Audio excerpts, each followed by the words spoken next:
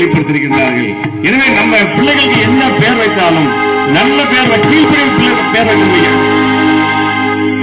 நல்ல பிள்ளையாய் வாழணும், நல்ல பேரை வாங்கணும், தகப்பனுக்கும் தாய்க்கும் கீழ்ப்படிந்து